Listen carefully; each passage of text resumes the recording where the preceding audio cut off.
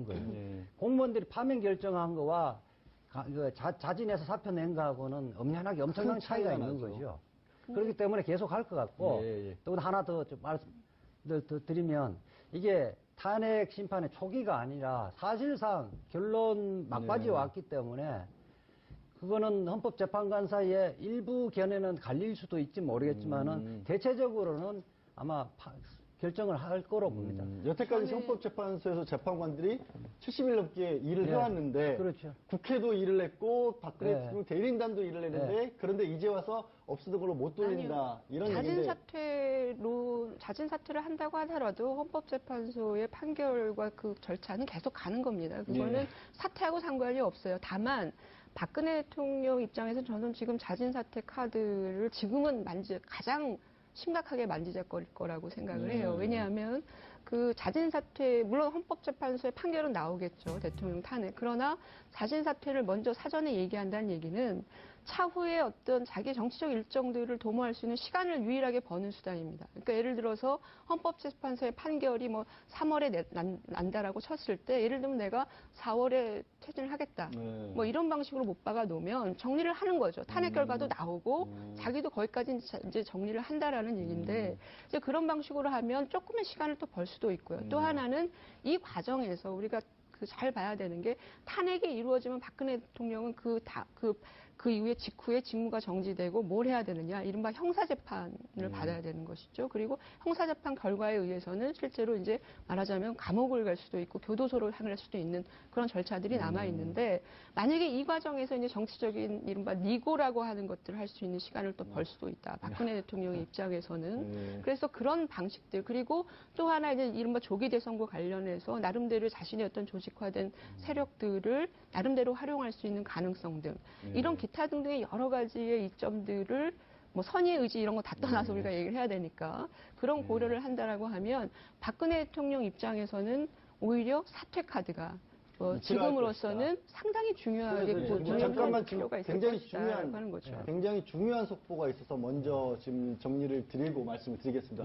헌법재판소에서 탄핵 심판의 최종 변론일을 결정을 했습니다. 27일 오후 2시로 결정을 했습니다. 원래 24일로 예정이 돼 있었던 것이었는데 27일 오후 2시로 일단 그 못을 박은 거죠. 그럼 이 변호사님, 이렇게 되면은 3월 13일 전에 한다는 거죠. 3월 13일 전에 결정이 나오는 거겠죠? 3월 9일 내지 3월 10일 날 선고를 할 텐데요. 그거와 이어서 그 자진 사퇴 카드 부분을 좀 이어서 말씀드리겠습니다. 자진 사퇴는 결국 2월 28일 특검 마지막 기간인데, 수사 기간인데 28일 전엔 죽어도 안 할 거고요. 그렇게 되지면 구속 체포 문제가 있기 때문에 안 할 거고, 선거 전까지는 의미가 있을 텐데요. 선거 전까지는 어떻게든 자진 사퇴를 해버리면 내부적으로 헌법재판관들 사이에 이 각하를 할 것인지, 이 판결을 할 것인지 내부적 견해를 갈리게끔 만들고, 이게 특검법을 연장을 하지 않으면 박근혜 대통령의 수사 부분을 일반 검찰에서 받아서 해야 될 텐데, 거기에서 수사팀을 다시 꾸리고 이러려면 한 1, 2개월의 구속기간 시간을 확보하기 위한 그런 부분하고, 그 다음에 이 대선 전국에서 이게 아직까지 결론 나지 않는 거 아니냐. 요런 식으로 해서 정치적인 말하자면 공세를 할 수 있는 빌미를 두기 위해서는 고려를 할 수도 있는데, 근데 이제 지금까지 박근혜 대통령의 행원 행태를 봐서는 안 할 것 같습니다.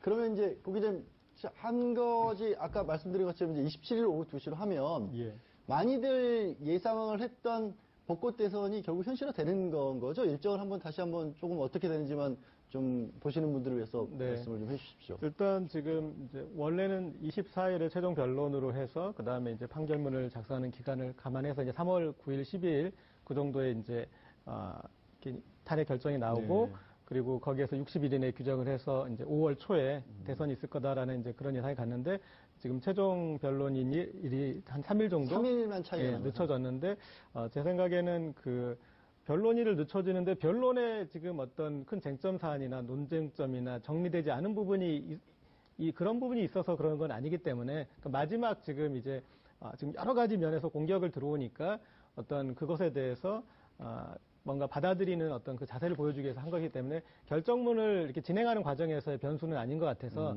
그래서 그 날짜만큼이 결정문 작성하는데 이렇게 어떤 빼야 되는 그런 날짜는 아닌 것 같습니다. 그래서 예정대로는 갈 것 같고요. 그리고 제가 아까 그 일부에서 그런 말씀 드렸었는데 지금 이 특검법 이 개정 문제에서 마지막에 이 정세균 의장이 역할을 할 수도 있다라는 이제 제가 그런 말씀드렸는데 그 이유가 지금 이 이정미 헌법재판소 소장 권한대행이나 강일원 재판관이나 이거 지금 온갖 이 여러 가지 지금 압력과 그 다음에 저쪽에서 책임 떠넘기를 지금 감당하면서 3월 13일 이전에 이 판결을 내는 그걸 가고 있지 않습니까? 그래서 그것과 준해서 봤을 때 지금 어떤 이 국가의 어떤 내란 사태에 준하는 그 부분을 막기 위해서, 그러니까 지금 이게 제대로 안 됐을 경우에 그 부분을 이렇게 특검이 가지 않으면 지금 80%의 국민 탄핵을 찬성하고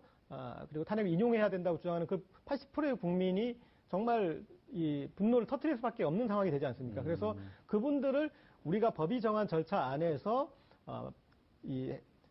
행정적으로 처리할 수 있는 것이 특검법 연장이기 때문에 그 부분에 대해서 저는 정세균 의장이 역할을 하는 것이 맞고 할 수도 있다라고. 정세균 의장이 오히려 잘하고 계신. 결론 마무리 부분을 한번 27일로 3일밖에 연기를 안 해준 거잖아요. 예. 그럼 이걸 또 바꿀 염려는 없을까요? 전혀 아니면 그 확정적인 것 같고요. 예. 그리고 23일까지 종합준비서면을 서내라 그랬잖아요. 이미 23일부터는 내일부터는 판결문을 다 쓰고 있을 거예요. 쟁점 부분이고 27일 날 하는 것은 이미 서면에 있던 걸 구두로 하는 거에 불과한 거거든요. 그러니까 선고기일은 예정했던 거에서는 전혀 차질이 없는 거죠. 3일 미뤄졌다고 해서 선고하는데 결정 내린 데까지 미뤄질 이유는 없고. 그렇죠. 이미 내일이죠. 23일까지면 근데 종합준비서면 시간이 없어서 못 낸다고. 안 서내면 그만큼 안 서낸 사람에게 불리하게 판단되지는 그것도 거죠. 공정하지 않다 그런 거. 아니 지금까지 종합준비서면은 지금까지 주장했던 거 정리하는 거거든요. 정리를 우리가 변론조지서라든지 준비서면을 안 낸다고 판결을 안 하는 건 아니거든요. 아니 물론 저희 같은 변호사들은 그런데 헌법재판소니까. 아니 그러니까 그 대리인들이 자기 안 내면 그만큼 손해니까 뭐 알아서 내겠죠. 안 내면 그 없는 상태에서 판단할 수밖에 없는 겁니다. 물론 주장할 게 그렇게 많지는 않을 거예요. 정 교수님께 제가 좀 거의 이제 마지막 그 질문 좀 부탁을 드려야 될 것 같아요. 이제 일정이 27일로 결정이 됐다는 거는 정말로 한 나라의, 우리나라의 4년 전에 우리 손으로 뽑은 대통령의 운명이 결정되는 게 현실화되는 거지 않습니까? 그렇죠. 이제 이 남은 시점에서 박근혜 대통령에게 우리가 기대할 수 있는 거, 제가 또 선한 의지를 말씀을 드리나요? 기대할 수 있는 거, 혹은 마지막으로 그래도 국민들을 대신해서 이것만은 좀 해결을 해달라라고 하실 수 있는 말씀이 있을까요? 박근혜 대통령이 지금으로서 하셔야 될 일은 특검 대면 조사 빨리 받으시고요. 그러니까 그 본인의 진술을 위해서도 그렇고 국민을 향해서 마지막 그 목소리를 담을 수 있는 지금 현재의 결과 그거밖에 없지 않습니까? 헌법재판소의 증인으로 나가든. 그래서 뭔가 국민을 향해서 최소한의 진실을 보여주는 모습. 예를 들어서 아니다, 모른다, 뭐 이런 방식으로 그 사실을 왜곡하는 그런 발언들보다는 진솔한 모습을 보여주는 게 현재로서는 좀 필요한 것 같고요. 황교안 권한대행도 실제로 저는 해야 될 역할이 가장 크다고 봅니다. 현실 상황에서 지금 뭐 이걸 뭐 예를 들면 정세균 의장과 황교안 대행의 싸움처럼 갈 것이 아니라 특검이 과연 지금까지 이 조사를 통해서 밝혀낸 진실에 대해서 얼마만큼 국민적으로 신뢰를 하고 있고 신뢰를 할 수 있을 것이냐. 대통령을 탄핵시키는 것과 관련되는 증거 자료들이거든요. 그렇다면 대통령을 위해서라도 특검에 충분한 수사 기회를 줘야 된다라고 하는 것이죠. 그런 관점에서 황교안 권한대행은 대통령은 그렇게 하시고 황교안 권한대행은 특검법에 대한 부분을 스스로 발휘할 수도 있는 거 아닙니까? 그러면 그런 방식으로 해서 연장하는 것에 대한 고민들을 하면서 이 혼란 시기를 좀 현명하게 제도적으로 넘어갈 수 있는 방법에 대한 고민들을 해야 될 것 같습니다. 더 이상의 국정에 혼란이 없기를 바라는 마음으로 이제 마지막 말씀을 해주신 걸로 알겠습니다. 네, 헌법재판소가 입장을 정리를 했습니다. 2달 넘게 이어진 헌재 박근혜 대통령에 대한 탄핵 심판. 오늘 이제 안종범 전 수석에 대한 증인 신문을 끝으로 마무리 국면에 접어들었습니다. 27일 오후 2시면 대한민국의 미래를 위해 헌재가 어떤 결정을 내릴지 본격적인 결론에